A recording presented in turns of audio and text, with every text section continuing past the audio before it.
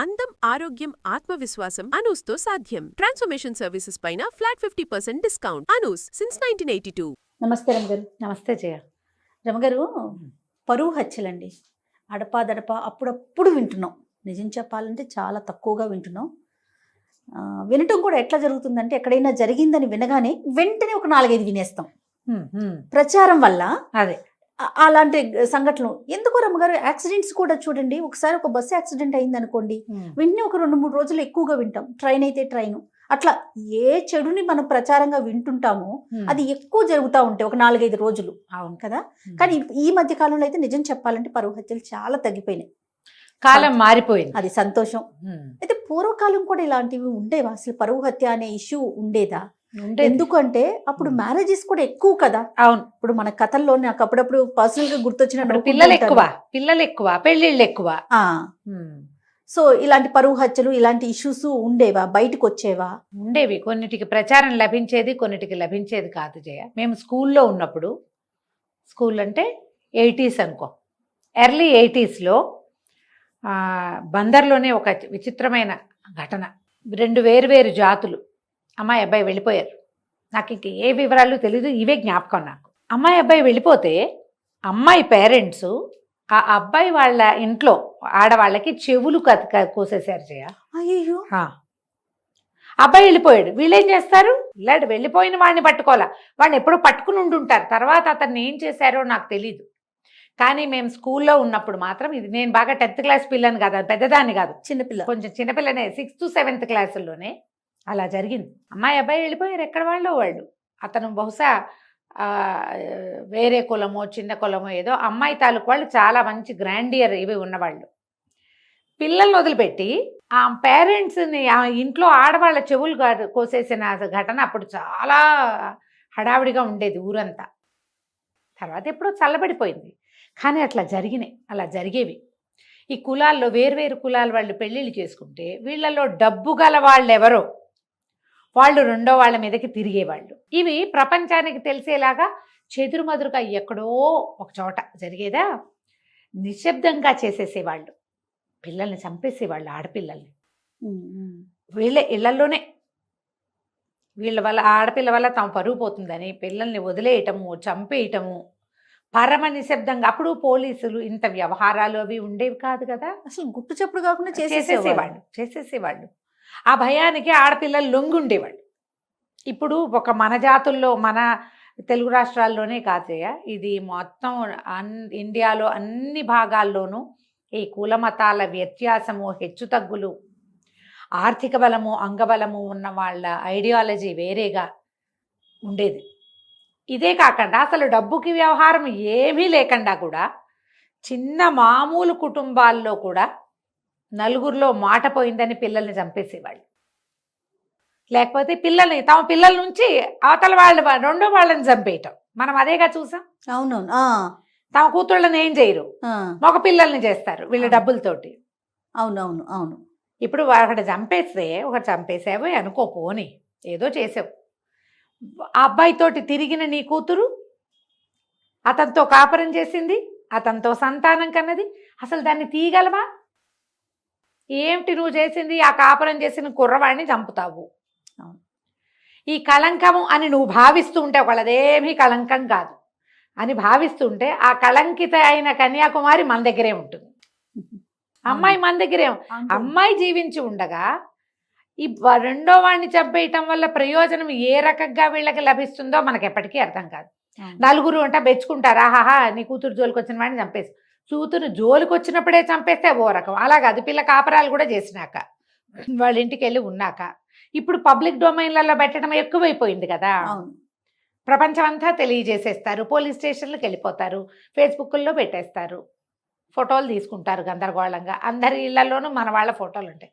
ఇప్పుడు నువ్వు చంపేస్తే ఏమిటి, మీనింగ్లెస్ కదా. నీ జీవితం వృధా, వాళ్ళ జీవితం వృధా, అవతల వాళ్ళ కుటుంబం ఇది. నువ్వు సాధించిన ప్రయోజనం ఏదైనా ఉందా? ఇదివరకట్లాగా మీసాలు మెలేసి రాచపీనగా ఒంటరిగా పోదు ఇలాంటి మాటలు చెప్పుకోవడానికి, సామెతలు ఉన్నాయని అవి చెప్పుకోవడానికి ఇప్పుడు అవకాశం లేదు. కాలం అది అసలు కానే కాదు కదా. కానీ ఇప్పటికీ కూడా మనం నార్త్ ఇండియాలో కూడా అప్పుడప్పుడు పేపర్లలో చూస్తూ ఉంటాం ఈ పరువు హత్యలు, ప్రేమ కోసం హత్యలు. ఎప్పుడో చదివిన కథ జయ. కళ్యాణ సుందరి జగన్నాథ్ అని ఒక రైటరు, చాలా పెద్దవారు. నాకు గుర్తుండి 2000 దశకంలో మొదట్లోనే వారు స్వర్గస్థులు అయి ఉంటారు కళ్యాణ సుందరి గారు. అలరాస పుట్టిళ్ళు పేరుతోటి ఒక బుక్ ప్రింట్ చేశారు. ఆవిడ కథలు అక్కడక్కడ చదివాము. ఆ అలరాస పుట్టిళ్ళు మళ్ళీ మొన్న నేను బుక్ ఫెయిర్లో కొనుక్కున్నాను. ఆ పుస్తకం నా దగ్గర ఉండాలి, మిస్ అయిపోయిందని. అందులో ఒక కథ చాలా నచ్చుతుంది. నచ్చటం అంటే గుర్తొస్తూ ఉంటుందన్నమాట. కథ ఇష్టం అని కాదు, అది ఆవిడ కథ రాసే విధానం బాగుంటుంది. ఒక పల్లెటూరుని, ఒక రకరకాల విషయాలని టచ్ చేస్తూ తీసుకెళ్తారు. అందులో ఆవిడ అలరాస పుట్టిళ్ళు కథే ఇది. ఒక రాజుగారి అమ్మాయి, ఒక రాజుల కుటుంబం. ముందు 4-5 అన్నదమ్ములు, ఒక ఆడపిల్ల పుట్టాక తల్లి గతిస్తే తండ్రి ఇంకో వివాహం చేసుకున్నారు. అప్పుడు జరిగేదేగా. తర్వాత చెల్లెళ్ళు కూడా ఉన్నారు. ఓకే. ఈ మొదట చెల్లెలు అమ్మాయి గురించిన కథ రాస్తారనమాట. ఇది ఎవరు ఎలా రాస్తారు ఆ స్టోరీ? ఎవరికైనా పుస్తకం దొరికితే అలరాస పుట్టిళ్ళు పేరుతోటి కళ్యాణ సుందరి జగన్నాథ్ గారు రాసిన ఈ పుస్తకం కొనుక్కోండి. ఈ బుక్ ఇలాంటి కథలు, తెలుగు కథలు చదవాలన్న ఆసక్తి ఉన్న ప్రతి వారి దగ్గర ఉండవలసిన పుస్తకం అది. తప్పకుండా ఉండవలసిన కథలు కూడా. 62లో రాయబడింది జయ ఈ కథ. మీరు బుక్ తెచ్చినట్లున్నారు, ఒకసారి చూపిస్తారా మనం ప్రేక్షకులకి? కొత్తగా కొన్నాను కదా. అవునవును. అలరాస పుట్టిల్లు అంటే ఏంటి రమ్మగారు? అలరాస అంటే ఏంటి? అలా రాజుగారి లోగిళ్ళు అని. రాస అంటే అలరాస అంటే ఆనాటి రాజులు అని. ఇదే పుస్తకం. ఇది పాత బుక్ ఉండేది నా దగ్గర. ఎప్పుడో నేను 2005లోనో 2007లోనో కొనుక్కున్నా ఒక పుస్తకం. అప్పుడు కూడా బుక్ ఫెయిర్లోనే. ఎవరెవరికో వాళ్ళకి వీళ్ళకి పుస్తకాలు ఇచ్చేస్తూ ఉంటాను. కొన్ని అలా వెళ్ళిపోయినాయి. నేను ఎప్పటి నుంచో ఈ పుస్తకం మళ్ళీ కొనుక్కుని పెట్టుకోవాలి అని అనుకుంటున్నా. ఇదొకటి పుల్లంపేట జరీచీర శ్రీపాద సుబ్రహ్మణ్య శాస్త్రి గారిది. అది లాస్ట్ ఇయర్ కొన్నా. దీంతో పాటుగా 12 బోయకొట్టములు అనేటువంటి అదొక పుస్తకం. అవి కొన్ని ప్రత్యేకంగా ఉంచుకోవాలి, అప్పుడప్పుడు చదవడానికి బాగుంటాయి. ఇట్లు మీ విధేయుడు చెప్పాయి కదా నేను, భారాగోపాటి రామ్ గోపాలం గారిది. దాంట్లో ఇదిగో పుస్తకం చూపిస్తున్నా కదా, ఎక్కడ పంజరం నుంచి ఎగిరిపోతున్న ఒక పక్షి కనిపిస్తూ ఉంటుంది.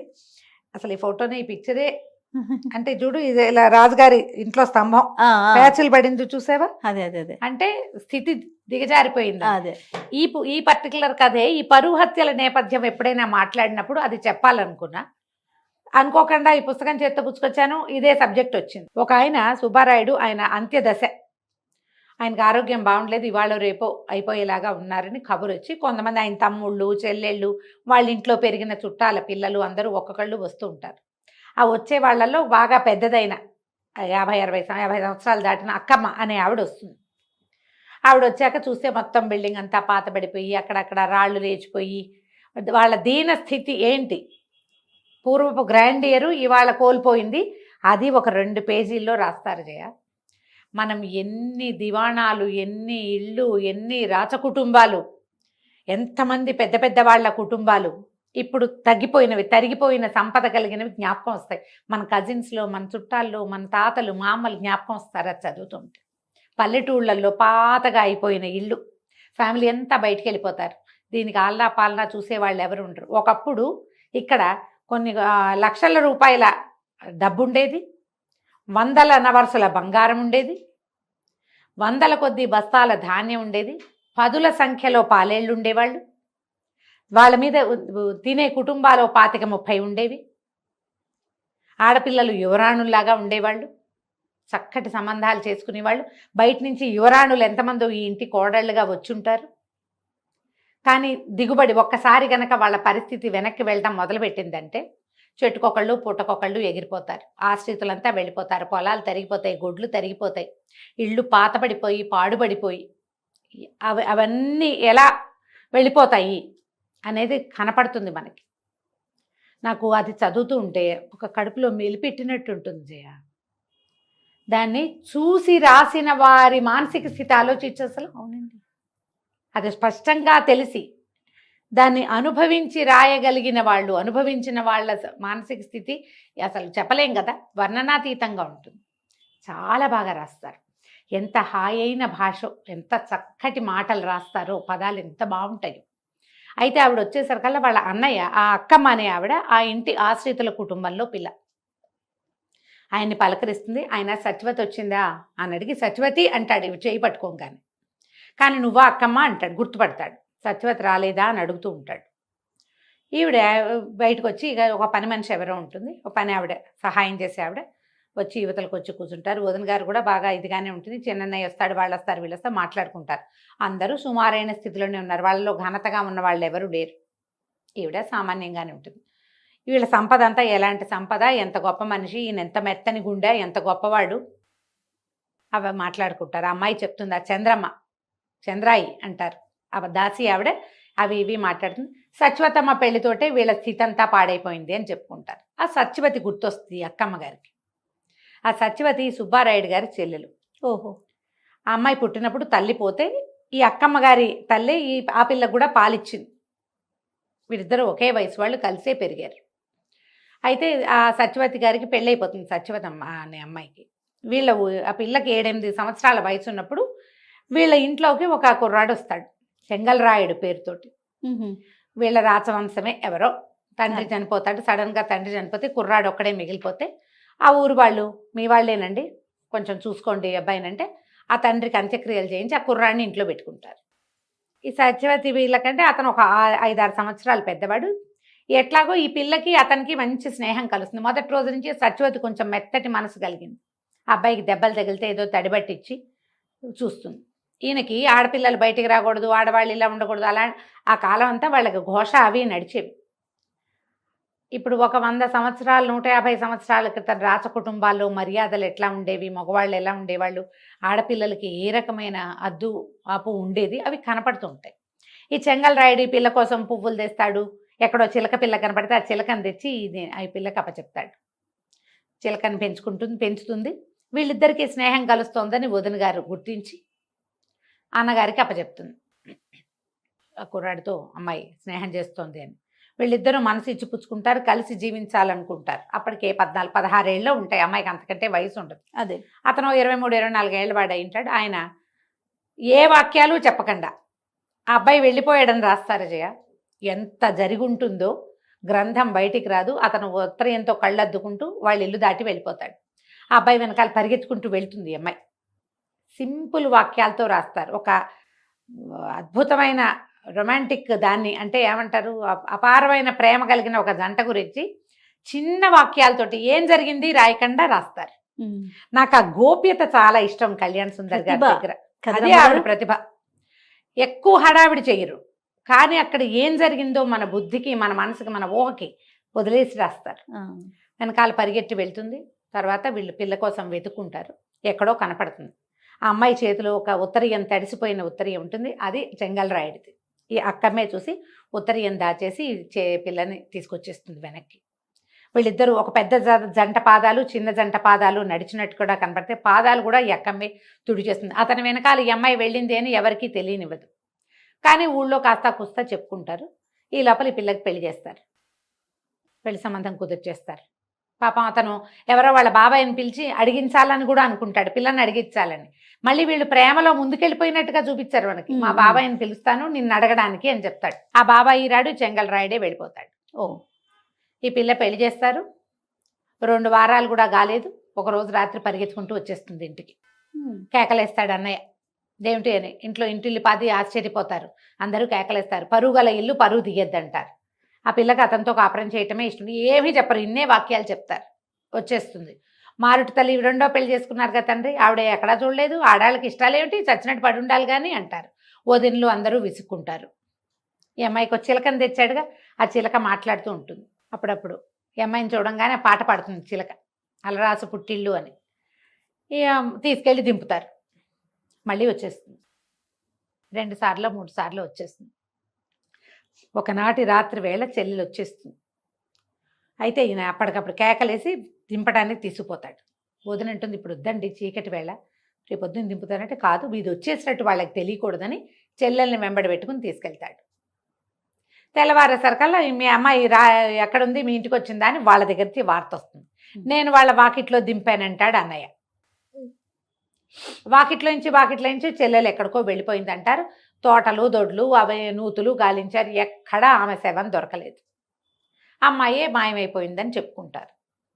ఈ లోపల ఈ అక్కమ్మ మరిది రంగూన్లో చెంగల్రాయుడు కనపడ్డాడని వార్త తెస్తాడు. ముందే వచ్చింది వార్త. బహుశా ఈ అమ్మాయి అతనితో వెళ్ళిపోయి అలా ఏవో చెప్పుకుంటారు, ఏం చెప్పుకున్నారో ఎవరికీ తెలీదు. వీళ్ళు పరువు పోయింది అనుకుంటారు. క్రమంగా వీళ్ళ సంపద అంతా తగ్గిపోయింది. సుబ్బారాయుడు నిశ్శబ్దంగా అయిపోయాడు. చెల్లెలు కనబడడం మానేసిన తర్వాత అతను కామ్గా అయిపోయాడు. తండ్రి దిగులు పడి 3-4 నెలల్లో చాలించుకున్నాడు. ఎట్లాగోట్లా మారుటు తల్లికి పుట్టిన 3-4 చెల్లెళ్ళకి ఏదో చిన్న పొన్న సంబంధాలు చూసి చేశారు. తమ్ముళ్ళు కూడా క్రమంగా ఈ ఆస్తి అంతా తరిగిపోయింది. గొడ్లు ఒకటొకటి ఇదైపోయినాయి. ఆ రాస్తారు ఒకటి కారెద్దు, ఒక కారు ఒక దున్నపోతుంది వాళ్ళ దగ్గర. ఈయన్ని చూస్తే చాలు పగ. ఆ సుబ్బారాయుడిని చూసేసరికల్లా అది ఒప్పుకోదు.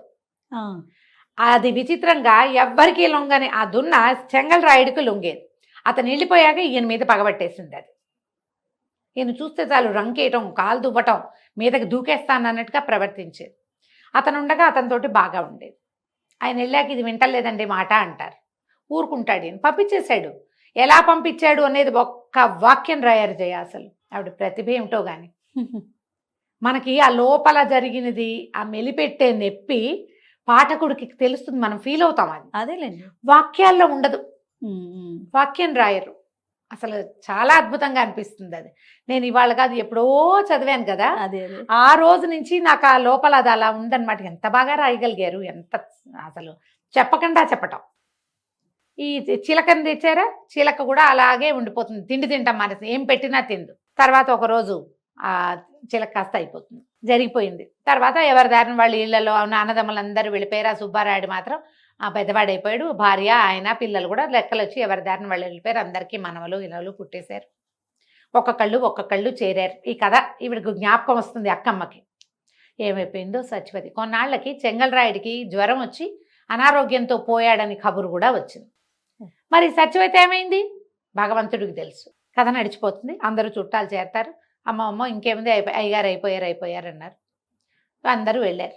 వెళ్ళేసరికల్లా మళ్ళీ అక్కమ్మ మళ్ళీ ఆయన దగ్గరికి వెళ్తుంది. సత్యవతి వచ్చిందా అని అడిగాడు చేయించుకుని. వస్తుంది అన్నయ్య అనేది. ఇంకేం వస్తుంది సత్యవతి, నేనే తోసేసా గోన్లేరులోకి అని చెప్పాడు.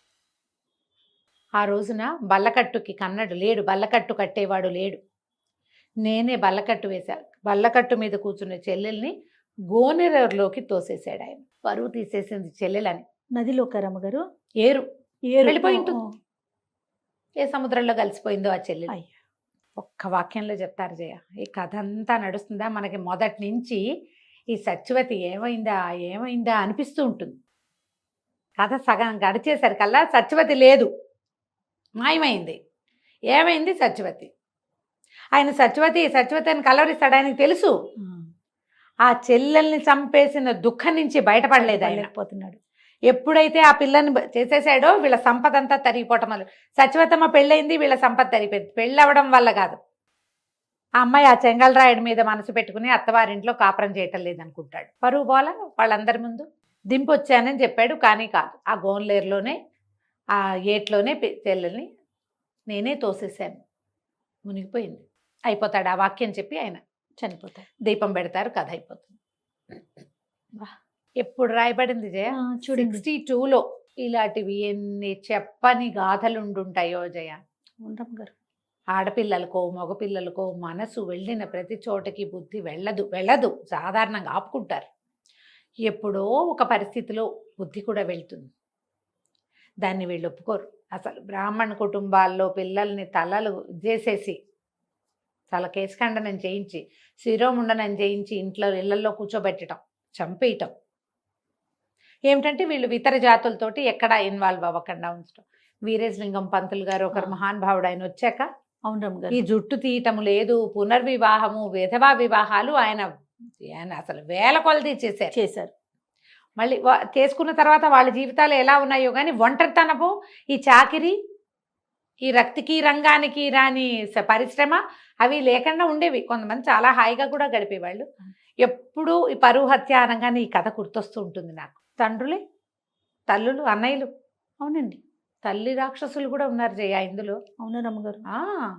తల్లులు కూడా చేశారు. ఇలా జరిగేవట. ఎవరికైనా ఆసక్తి ఉండి పుస్తకాలు చదివే ఇంట్రెస్ట్ ఉన్న వాళ్ళు మీ దగ్గర కనుక ఈ అలరాస పుట్టిళ్ళు పుస్తకం లేకపోతే కొనుక్కోండి, ఉంచుకోండి, చదవండి. ఎన్ని కథలు ఉంటాయి రమ్మగారు? మొత్తం ఈ పుస్తకంలో అయితే 21 అన్ని ఉన్నాయి. ఇలాంటివేనా? పరువు హత్యలకు కాదు సంబంధించిన కాదు, ఇది ఒక్కటే కథ. రకరకాల కథలు. రకరకాల కథలు ఉన్నాయి. వాక్యాలు అవి బాగుంటాయి, తప్పకుండా రమ్మగారు చదవాలి. అంటే మామూలుగా మనం చూడు, రావిశాస్త్రి గారిది ఒక ప్రత్యేక బాణి, బీనాదేవి గారిది ఒక బాణి, అట్లా ప్రత్యేకమైన బాణిలో శ్రీపాద వారిది ఒకటి, శ్రీరమణ గారిది ఇంకోటి, ముళ్ళపూడి వెంకటరమణ గారిది ఇంకోటి, వంశీ గారిది ఓ రకం కదా, నాయని సుబ్రహ్మణ్యం నాయుడు గారిది ఇంకో రకం, ఎండమూరి గారిది ఓ రకము, మల్లాది గారిది ఇంకో రకము, ఎద్దనపూడి సులోచనారాణి, మాదిరెడ్డి సులోచన గారు, వీళ్ళందరివి ఒక్కొక్కళ్ళది ఒక్కొక్క స్టైల్ కదా. ఈ కళ్యాణ సుందరి జగన్నాథ్ గారిది ఒక డిఫరెంట్ స్టైల్. నేను చెప్పా కదా, 2 వాక్యాల్లో కంప్లీట్ చేసేస్తారు, చెప్తారు. 2 వాక్యాలు అక్కడ చెప్పేది, మిగిలింది నీ బుద్ధికి వదిలిపెడతారు. రమ్మగారు నాకు ఇంకొకటి అనిపిస్తుంది, ఎప్పుడు అడుగుదాం అనుకుంటా మిమ్మల్ని, కథలు చదవటం వల్ల ఈ భాష యొక్క ఇంపాక్ట్, ఆ పదాలు కానీ భాష కానీ మన మీద పడుతుందండి? మరి మంచి మాట్లాడేది మంచి భాష వస్తుంది కదా జయ, ఆటోమేటిక్ గా మన వాడుకలోకి వచ్చేస్తాయి కదా. వస్తుంది. రాయటం మొదలు పెడితే ఈ ఇంకా భాష ఇంకా కొంచెం ఉపయోగపడుతుంది. మంచి భాష చదువుతూ ఉంటే మంచి భాష వస్తుంది. నీకు కేసీఆర్ గారి గురించి చెప్పాలి జయ. ఇలాంటప్పుడు ప్రతిసారి నేను అనుకుంటా, ఈ రాజకీయాలు, వారు సీఎంగా ఉన్నారు, ఈ తెలంగాణ సాధించారు, ఇప్పుడు వేరే ఇవన్నీ కాదు. ఆయన ఎట్లా తెలంగాణ భాష, లోకల్ భాష మాట్లాడతారో, అసలు మామూలుగా మాట్లాడితే ఆయన పదాల ఎంపిక కానీ, అసలు అమరిక కానీ ఎంత చక్కటి భాష మాట్లాడతారు. మరి ఎంఏ తెలుగు చదువుకున్న వారి భాషా వైదుష్యం వేరేగా ఉంటుంది కదా. ఎన్ని పుస్తకాలు చదువుకుంటారు? ఎంఏ చదవాలంటే ఏదో పరీక్ష చదవటం కాదు కదా జయ, చాలా చదవాలి. ముందు బిఏలో కూడా చదివి ఉండాలిగా. అన్ని పుస్తకాలు చదివి అంత భాషను తెలుసుకున్న వారి భాష ఇప్పుడు లోకల్లో అంతా తిరిగే భాష తెలంగాణ లోకల్ లాంగ్వేజ్, ఏమనాలి దాన్ని, ఇక్కడి నుడికారం మాట్లాడినట్టే పుస్తక భాష కూడా ఎంత బాగుంటుందో. ఉర్దూ కూడా మనం వింటే ప్యూర్ ఉర్దూ మాట్లాడతారు, ప్యూర్ హిందీ మాట్లాడతారు. ఆయనకి భాష మీద అంత పట్టు ఉంటుంది, అంత పట్టు. అవునండి. నీకు పదాల ఎంపిక ఎప్పుడు బాగుంటుంది, మంచి పదాలు మాట్లాడతాం, మంచి భాష. మామూలు రోజువారీ భాష, పంచాయతీలు అలాంటి పదాలు వాడుకోవటంతో పాటు చక్కటి భాష కూడా, మంచి వైదుష్యం కలిగి ఆయన తాలూకు ఆయన చదివినది భాషలో కనపడుతుంది. అవునండి, ఎప్పుడు అలా ఉంటుంది. మరి పుస్తకాలు చదివే వాళ్ళ భాష వేరేగా ఉంటుంది. రైట్. నమస్తే రమ్మ గారు. నమస్తే జయ.